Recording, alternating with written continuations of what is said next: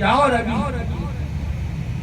Was who رہا تھا، تقریر ہو رہی تھی، قرآن پڑھا جا رہا تھا، حدیث پڑھی جا رہی تھی، شریعت بیان ہو رہی تھی. تھوڑی دیر ہوئی تو وہ بابا اٹھ گیا اور اس سے ورشا ہی ہوتے گیا. غوث پاک میرے سامنے کھڑے. آپ واپس ممبر پر آئے. بتایا لوگوں پتہ میں کیوں گیا تھا وہاں؟ میں تقریر کر رہا تھا، بابا سو گیا. بابے کے خواب میں نبی پاک آ گیا. بابے کے خواب میں نبی پاک صلی اللہ علیہ وسلم تشریف لائے. میں حضور کے احترام میں کہ اس کے خواب میں ہی آئے ہیں، مجھے تو احترام کرنا چاہیے. میں نے بات چھوڑ کے ہاتھ مانگ کے اس کے سامنے اس وقت تک کھڑا رہا جب تک نبی پاک سرکار اس کے خواب میں رہے. تو قرآن پڑھنے والے نیک لوگوں کی رسول اللہ کا دیدار ملتا ہے. نیکوں کی زندگی ہے. یہ جہان نیکوں کا ہے، ظالموں کا یہ جہان ہے. کتے کی موت مرتے ظالم دیکھے ہیں، لیکن کوئی اللہ کا ولی جو ہے آپ کو حرام موت مرتا نظر ہے. ان کی موت بھی ایسی جنازے پر جائیں تو خوف ہی نہیں ہوتا، ڈر ہی نہیں ہوتا. قبر پر جائیں تو قبر پر سکون ہوتا ہے، اطمینان ہوتا ہے، راحت ہوتی ہے، قرار ہوتا ہے. آپ میرے مرشد کہتے ہیں کہ قبرستان میں جو ڈر لگتا ہے نا رات کو، اس کی ایک وجہ ہے. ان قبروں میں عذاب ہو رہا ہے اور اس کی وحشت جو ہے وہ زندوں پر بھی ہوتی ہے. اور بعض قبریں ایسی ہیں جن کے پاس آدھی رات کو بندہ جائے تو سکون ملتا ہے، ٹھنڈ پڑ جاتی ہے، جی نہیں کرتا قبر کے پاس اٹھنے سے. کیوں؟ اس لیے کہ وہاں قبر میں رحمت برس رہی ہے، اللہ کے انوار برس رہے ہیں. وہ قبر جنت کی کیاری ہو جاتی ہے اور مومن کی قبر تو جنت کی کیاری. آخری روایت سنیں اور میں آپ کی جان چھوڑوں. حضور نے فرمایا قبر المؤمن روضۃ من ریاض الجنہ.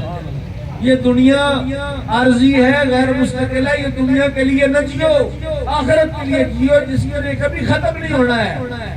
وہ ہمیشہ ہمیشہ کی زندگی ہے، اس کا اختتام نہیں ہے. فرمایا قبر المؤمن روضۃ من ریاض الجنہ او حفرۃ من حفر النار. مومن کی قبر یا جنت کی کیاری ہوتی ہے یا دوزخ کا گڑھا ہوتی ہے. اب آپ بتائیے آپ کی قبر کیا ہو؟ آپ اپنا کردار ہم سے پوچھئے، ہم بتا سکتے ہیں. نہیں تو آپ شیشہ ہی دیکھ لیں کہ کیا ایک جنتی کا چہرہ ایسا ہوتا ہے، ایک جنتی کی شکل ایسی ہوتی ہے. خود ہی شیشہ دیکھیے. اور موت کا تو پتہ نہیں ہے، پتہ نہیں کل ہی آ جائے تو پھر کہاں سے نیکیاں لے جاؤ گے قبر میں. وہاں تو کسی نے ماں نے بھی نیکی نہیں دینی، باپ نے بھی نیکی نہیں دینی، بیٹے نے بھی نیکی نہیں دینی، بھائی نے بھی نیکی نہیں دینی. رسول اللہ نے فرمایا، بلکہ قرآن کہتا یوم یفر المرء من اخیہ و امی و ابیہ و صاحبتہ. اس دن تو ماں بھی دوڑے گی، باپ بھی دوڑے گا، بھائی بھی دوڑے گا، دوست بھی دوڑے گا. کوئی قریب نہیں آئے گا کہ مجھ سے نیکی نہ مانگ لے. آج کل بھی ویسے پیسوں سے بندے دوڑ رہے ہیں. مالدار ہو تو اس کو غریب رشتہ دار ملنے آ جائے تو کہتے ہیں میں ذرا کام ہے، تسی بیٹھو کھانا چھڑکو میں جا رہا ہوں. پتہ ہے کہ کہتے پیسے ہی نہ مانگے. حالانکہ آج دنیا میں کسی کی مدد کرو گے تو اللہ قبر میں حشر میں تمہیں اس کا صلہ عطا فرمائے گا.